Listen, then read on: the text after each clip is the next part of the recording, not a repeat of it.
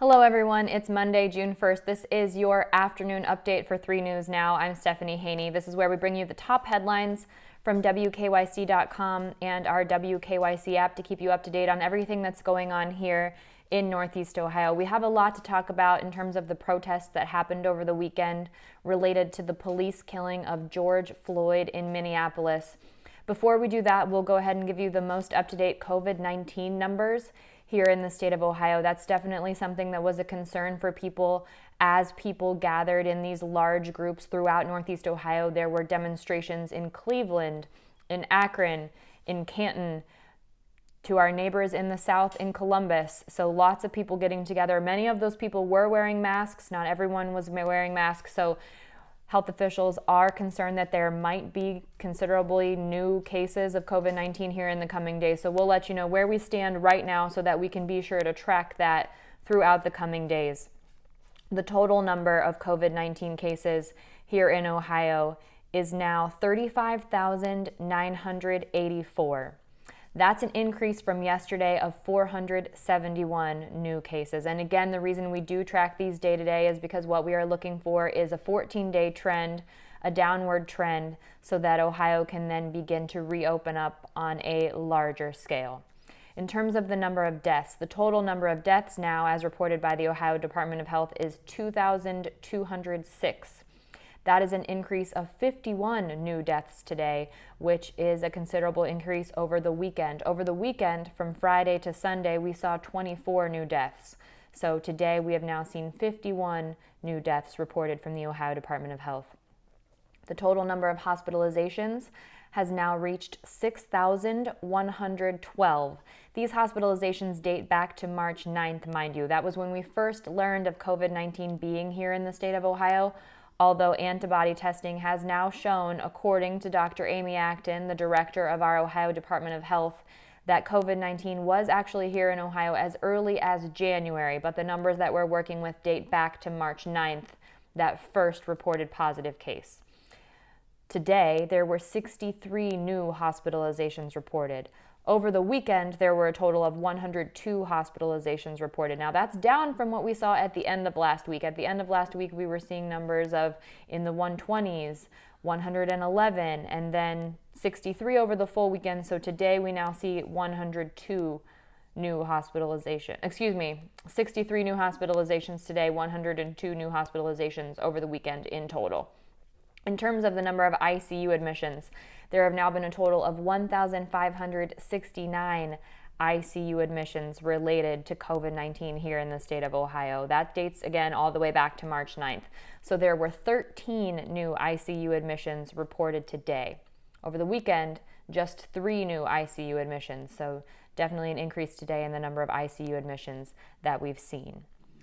Taking a look at the U.S. cases, the total number of cases in the U.S. is nearly 1.8 million now. We saw 66,370 new cases over the weekend. That's from Friday to today, Monday. That's according to Johns Hopkins University, and those numbers were reported at 1 p.m. today.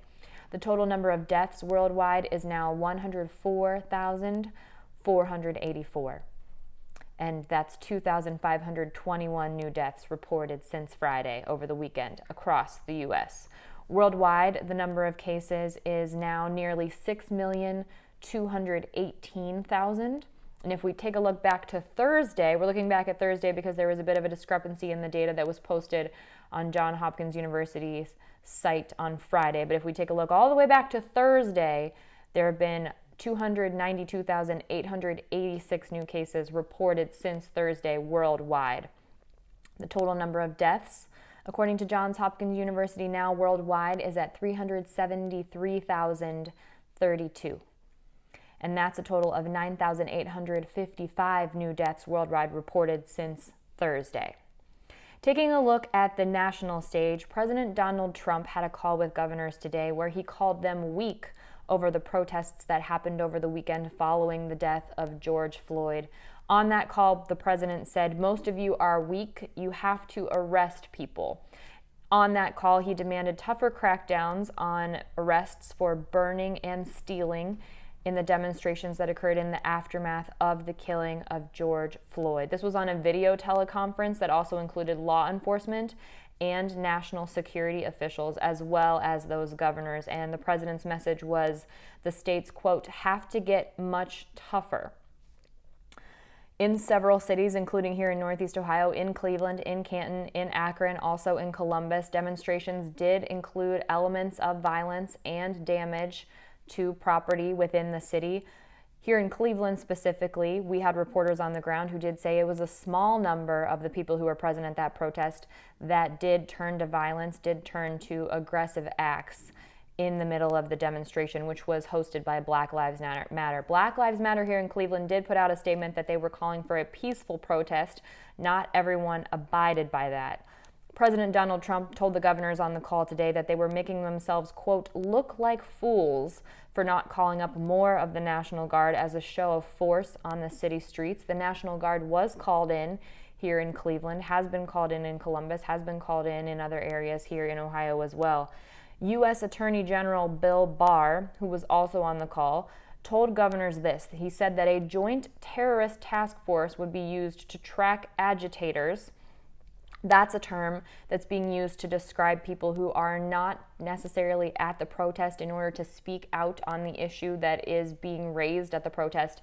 These are people who have been described as people who come specifically to create these situations of violence, to create these situations of force and aggression, not necessarily tied to the message of what the demonstration is about. So Attorney General Bill Barr said that they would be tracking agitators, and they urged local officials to, quote, dominate the streets and control rather than react to crowds, and urged them, quote, to go after troublemakers. Over the weekend, President Donald Trump made the comment on Twitter that he would be designating Antifa as a terrorist organization.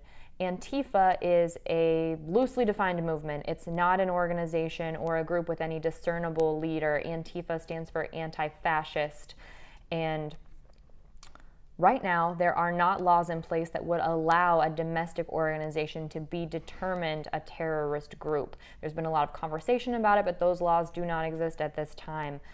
Right now, those laws only exist to designate foreign organizations as a terrorist group. So just a comment there on the reference to terrorist task force and terrorist organizations related to the demonstrations that are happening following the police killing of George Floyd.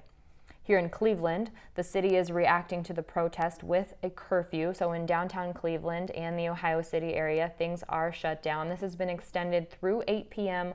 on Tuesday. The order came from Cleveland Mayor Frank Jackson. He said that office workers will not be permitted into the restricted curfew area unless officially designated or included in the mayor's proclamation of civil emergency. So we do have that on WKYC.com. If you want to see that official proclamation, you can check that out. For this reason, all businesses and places of employment have been asked to close for the duration of the curfew. So at this point, that's through 8 p.m. on Tuesday. It's been continuously getting extended. It first started and went into effect on Saturday. It went into effect at 8 p.m. It was announced at 7:45 p.m., so just 15 minutes before it went into effect, it was announced. And then since that time, it's been extended. The latest extension is through tomorrow, Tuesday, at 8 p.m. This morning, there were definitely traffic delays coming into downtown as people were trying to figure out where they could get in, where they could get access, with police at those barricaded points, making sure that no one who is not permitted under the curfew could actually get downtown. As someone who lives downtown, there was definitely difficulty getting in. They are checking for your residency, asking for identification.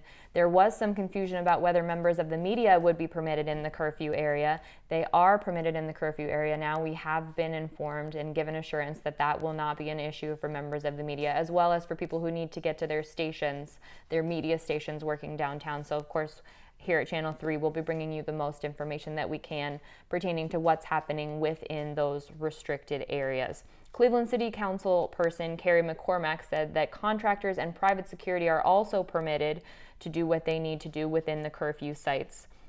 As far as residents go in the downtown area, if you need to travel in and out of the restricted areas for work, you are being asked to bring proof of your residency. So if you don't have identification that has your current address on it, you need to bring some sort of proof of your current address, as well as photo identification, so that the police can be sure that you are the person that you say you are, and you need to get to your home and prove where your home is. Now, pedestrian traffic, foot traffic, people walking around within the curfew zone is permitted only for limited instances. That includes if you have a pet that you need to take outside, if you have a medical appointment, if you need to get food.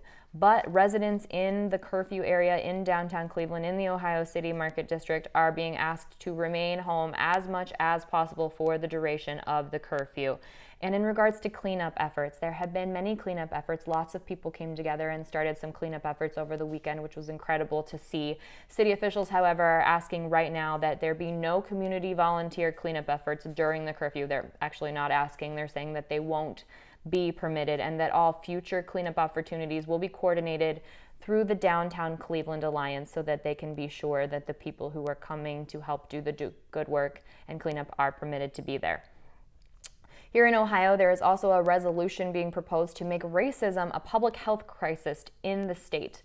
Cleveland Representative Juanita Brent wrote in a statement earlier today, Ohio must address racism by developing policy to address racial equality to protect all Ohioans, not just certain people, and went on to say there are racial disparities in healthcare, housing, workforce development, and every fabric of our system, and that all Ohioans must feel protected. She signed on to this resolution today, calling for the following actions outlined in, as you can find them on the Ohio House of Representatives site, to establish a glossary of terms and definitions concerning racism and health equity, to assert that racism is a public health crisis affecting our entire community, promoting community engagement, actively engaging citizens on issues of racism, and providing tools to engage actively and authentically with communities of color, promoting racially equitable economic and workforce development practices, as well as partnering and building alliance with local organizations that have a legacy and track record of confronting racism.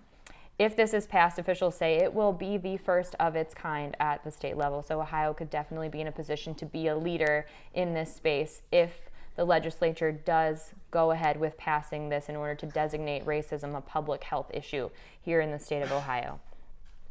Also here in Northeast Ohio, Cleveland Schools CEO has written a letter to the community after the George Floyd death and resulting protests. They continue to give their reaction, Cleveland community leaders regarding the protests that happened over the weekend and the curfew that's been put in place. So today, Cleveland Metropolitan School District CEO Eric Gordon wrote a letter to the community giving his thoughts on the continuing problems of racial injustice in our country and how he plans to address those issues within the school district. Here's part of what that said. He said, these crimes aren't limited to law enforcement. Over the past several weeks, as we as a nation have experienced the COVID-19 public health emergency, we've seen your 3 News Now afternoon update. I will be back with you tomorrow at 11 a.m. I'm Stephanie Haney.